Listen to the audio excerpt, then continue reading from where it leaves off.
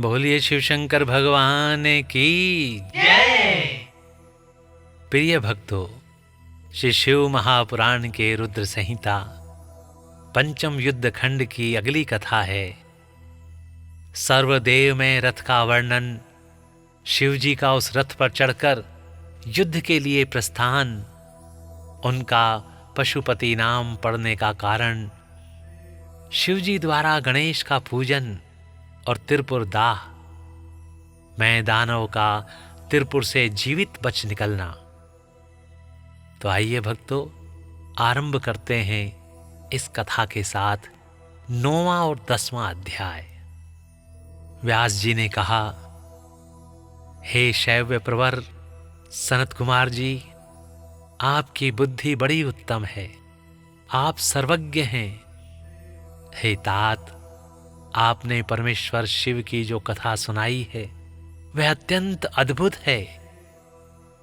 बुद्धिमान विश्वकर्मा ने शिवजी के लिए जिस देव में एवं परमोत्कृष्ट दिव्य रथ का निर्माण किया था उसका वर्णन कीजिए।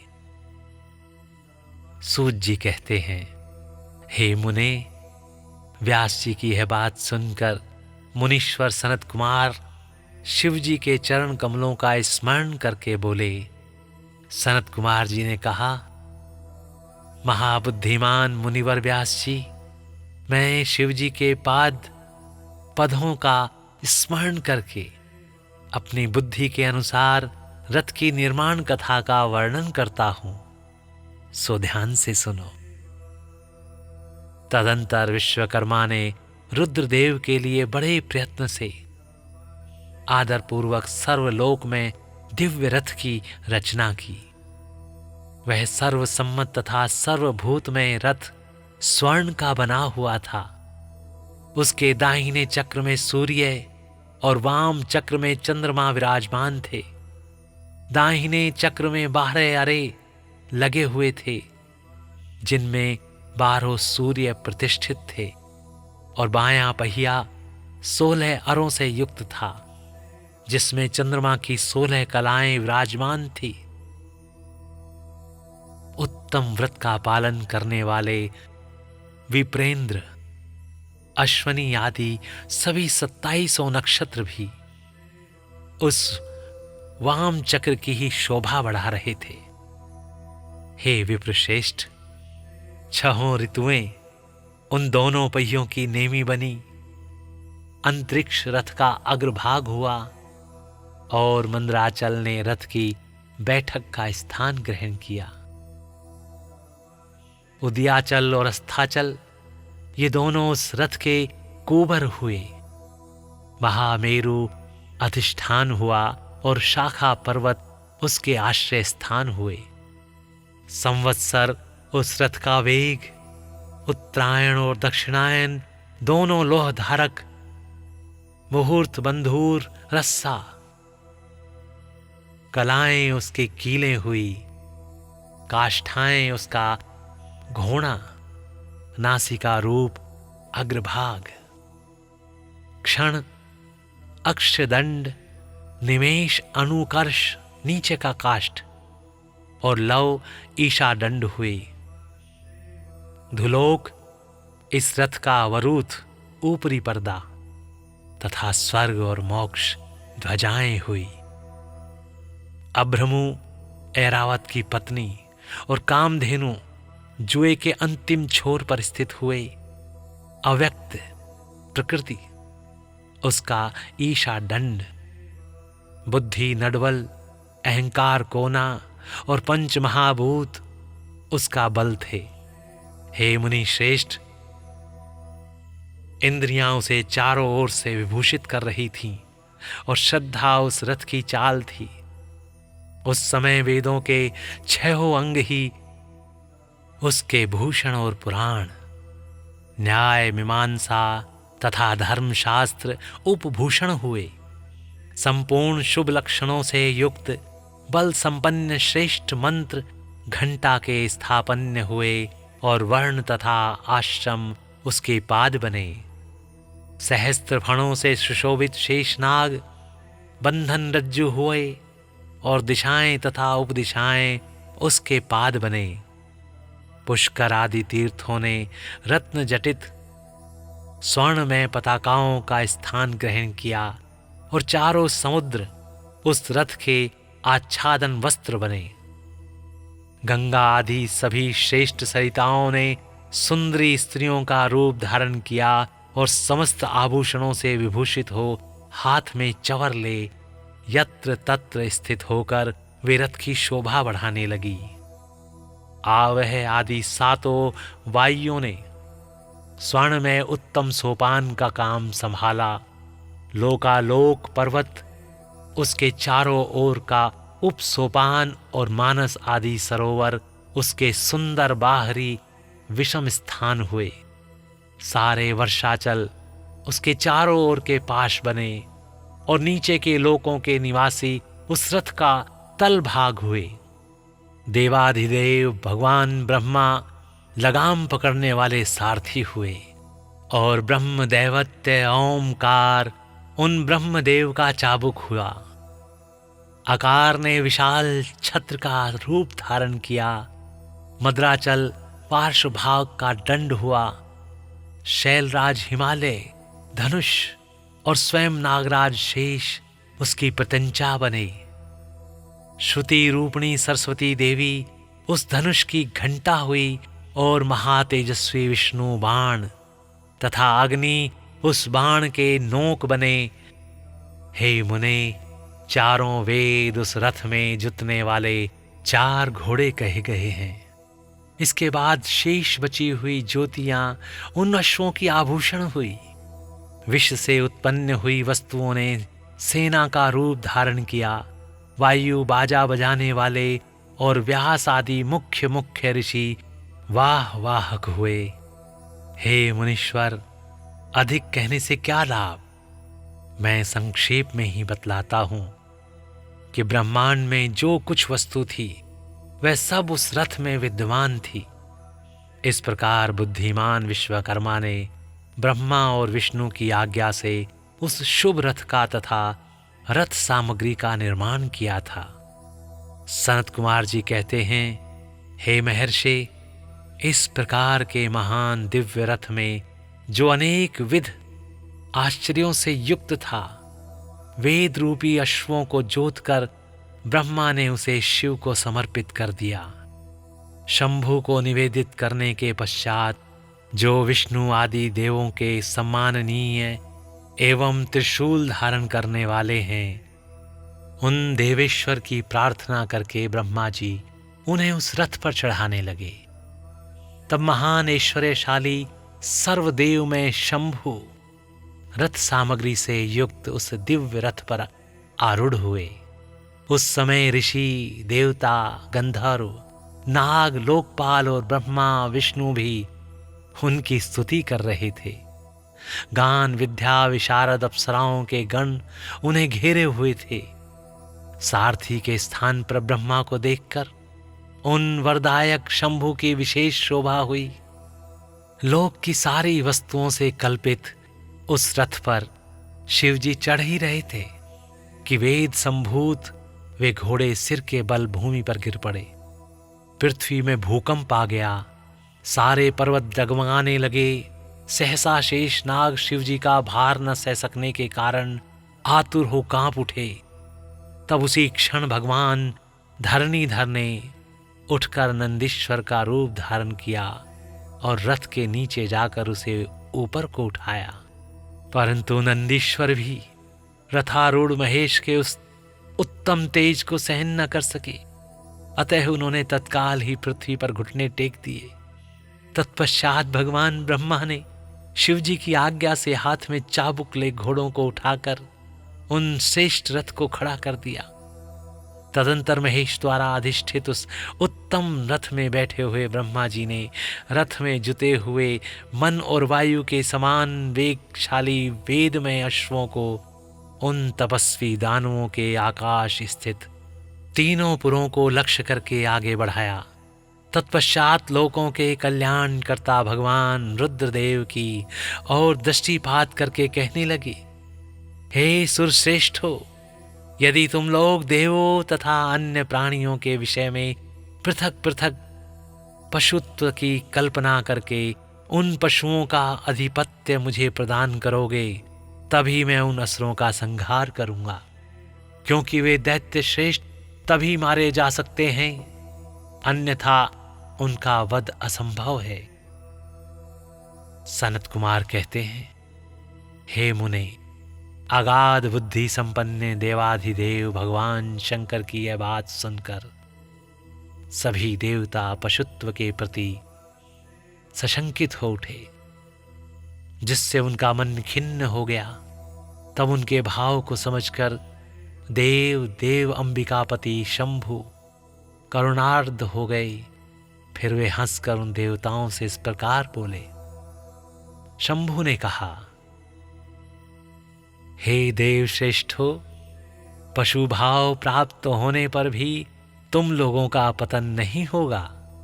मैं उस पशु भाव से विमुक्त होने का उपाय बतलाता हूं, सुनो और वैसा ही करो। समाहित मन वाले देवताओं, मैं तुम लोगों से सच्ची प्रतिज्ञा करता हूं कि जो इस दिव्य पशुपत व्रत का पालन करेगा वह पशुत्व से मुक्त हो जाएगा। हे सुरश्रेष्ठो, तुम्हारे अतिरिक्त जो अन्य प्राणी भी मेरे पशुपत व्रत को करेंगे वे भी निसंदेह पशुत्व से छूट जाएंगे।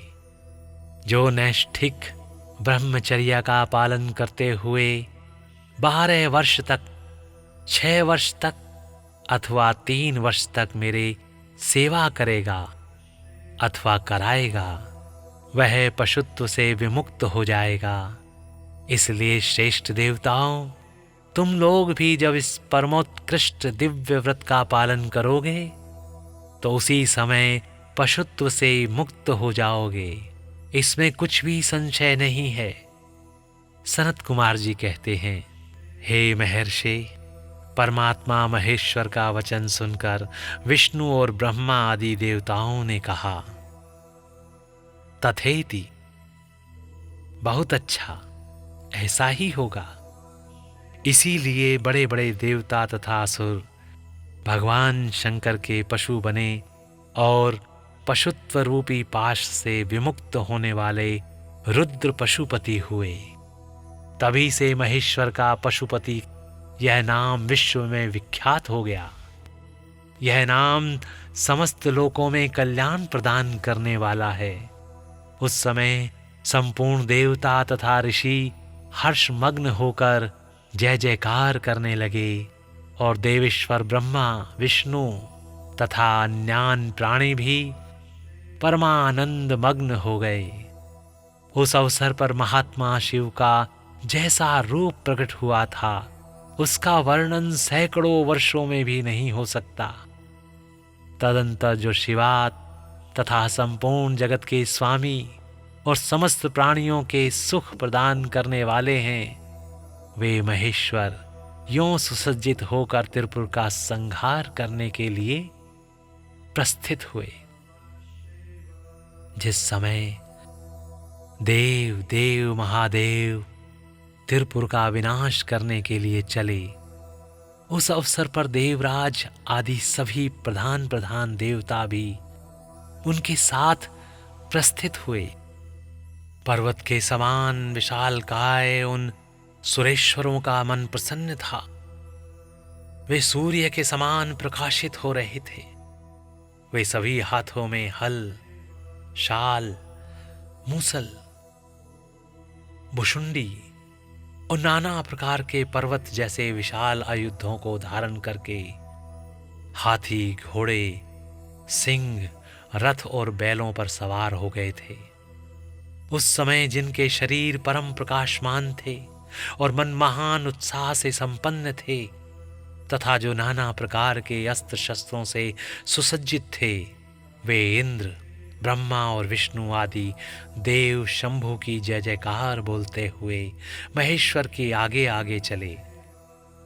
सभी दंडी एवं जटाधारी मुनि हर्ष मनाने लगे और आकाशचारी सिद्ध तथा चारण पुष्पों की वृष्टि करने लगे। विप्रेंद्र त्रिपुर की यात्रा करते समय जितने गणेश्वर शिव जी के साथ थे, उनकी गणना करके कौन पार पा सकता है। तथापि मैं कुछ भी वर्णन करता हूँ। योगिन समस्त गणराजों में श्रेष्ठ भृंगी गणेश्वरों तथा देवगणों से घिरकर विमान पर आरूढ़ हो महेंद्र की भांति त्रिपुर का विनाश करने के लिए चले। उनके साथ साथ केश, विगतवास, महाकेश, महाज्वर, सोमवल्ली, स्वर्ण, सोमप, सनक, सोमधृक, सूर्यवर्चा, सूर्य प्रेक्षणक, सूर्याक्ष, सूरीनामा, सुर, सुंदर, प्रस्कंद, कुंदर, चंड, कंपन, अतिकंपन, इंद्र, इंद्रजय, यंता, हिमकर, शताक्ष, पंचाक्ष, सहस्त्राक्ष, महोदय, सतीजहु, शतास्य, रंक, कर्पूर, पूतन, द्विशिख, त्रिशिख, अहंकार कारक, अजवक्त्र, अष्टवक्त्र, हैवक्त्र, अर्धवक्त्र आदि बहुत से अप्रमेय बलशाली वीर गणाध्यक्ष लक्ष्य लक्षण की परवाह न करते हुए महेश्वर को घेर कर चल रहे थे। हे व्यास जी, तदंतर महादेव शंभु संपूर्ण सामग्रियों सहित उस रथ पर स्थित हो उन सुरद्रोहियों के तीनों पुरों को पूर्णतया दग्ध करने के लिए उद्धत हुए। उन्होंने रथ के शीर्ष स्थान पर स्थित हो उस महान अद्भुत धनुष पर प्रत्यंचा चढ़ाई और उस पर उत्तम बाण का संधान करके वे रोषावेग से होठ को चाटने लगे। फिर धनुष की मूठ को दृढ़ता पूर्वक पकड़कर दृष्टि में दृष्टि मिलाकर वे वहां अचल भाव से खड़े हो गए।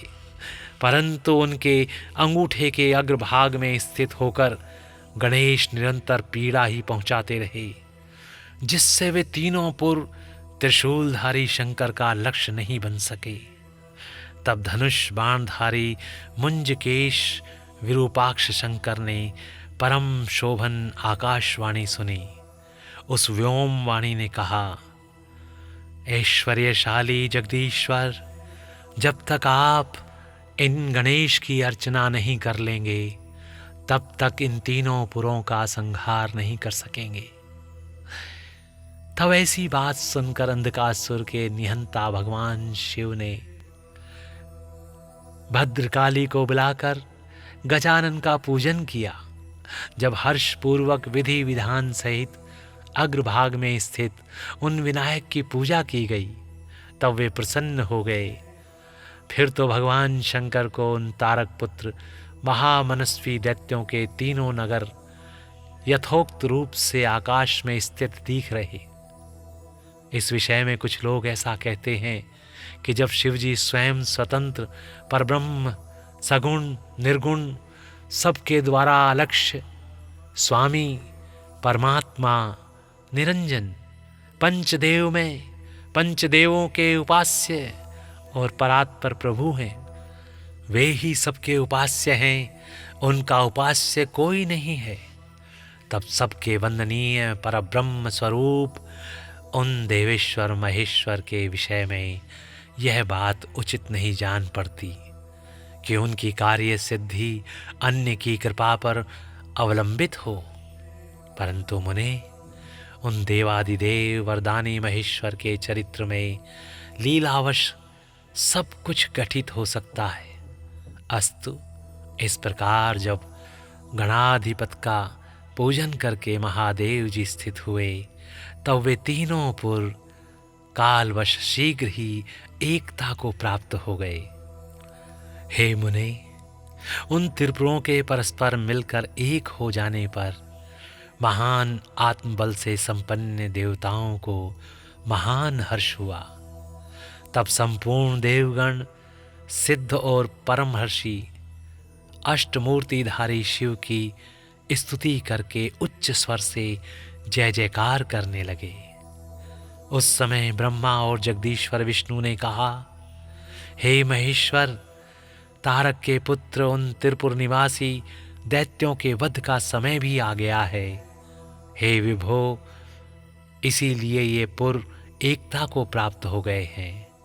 अतः देवेश, जब तक ये त्रिपुर पुनः विलग हों, उसके पहले ही आप बाण छोड़कर इन्हें भस्म कर डालिए और देवताओं का कार्य सिद्ध कीजिए। हे मुने, तदंतर शिवजी ने धनुष की डोरी चढ़ाकर उस पर पूज्य पाशुपतास्त्र नामक बाण का संधान किया और उसे वे त्रिपुर पर छोड़ने का विचार करने लगे। शंकर जी ने जिस समय अपने अद्भुत धनुष को खींचा था, उस समय अभिजीत मुहूर्त चल रहा था। उन्होंने धनुष की टंकार तथा दुस्सह सिंहनाद करके अपना नाम घोषित किया और उन महासुरों को ललकार कर करोड़ों सूर्यों के समान प्रकाशमान उस भीषण बाण को उन पर छोड़ दिया। तब जिसके नोक पर अग्निदेव प्रतिष्ठित थे और जो विशेष रूप से पाप का विनाशक तथा विष्णुमय था, उस महान जाज्वल्यमान शीघ्रगामी बाण ने उन त्रिपुर निवासी दैत्यों को दग्ध कर दिया।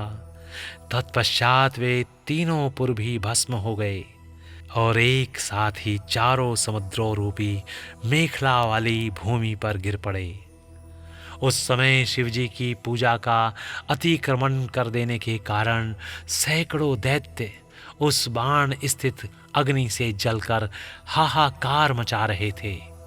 जब भाइयों सहित तारकाक्ष जलने लगा, तब उसने अपने स्वामी भक्तवत्सल भगवान शंकर का स्मरण किया और मन ही मन महादेव को देखकर परम भक्ति पूर्वक नाना प्रकार से विलाप करता हुआ वह उनसे कहने लगा।